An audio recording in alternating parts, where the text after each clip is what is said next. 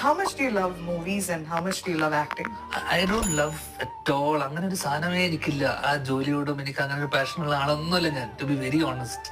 ഞാൻ 2020 ഒക്കെ ആയ സമയത്ത് ഞാൻ എൻ്റെ കുറച്ച് ഹാബിറ്റ്സും എൻ്റെ കുറച്ച് ശീലങ്ങളൊക്കെ ഉണ്ടായിരുന്നു. അത് ഞാൻ ഇന്റർവ്യൂലൊക്കെ പറഞ്ഞിട്ടുണ്ട്. അപ്പൊ അത് നിർത്താൻ വേണ്ടിയിട്ട്, അതെങ്ങനെ നിർത്തണമല്ലോ.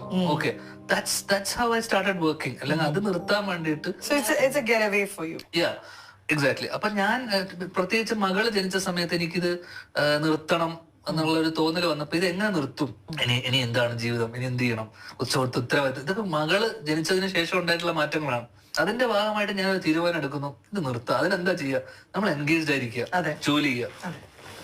അങ്ങനെയാണ് ഞാൻ 2021 തൊട്ടിട്ട് ഞാൻ കണ്ടിന്യൂസ് ആയിട്ട് സിനിമ പിടിക്കുന്നത്, to put an end to this.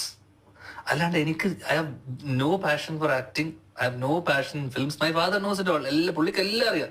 പുള്ളിക്കറിയാം എനിക്ക് സിനിമയോട് യാതൊരു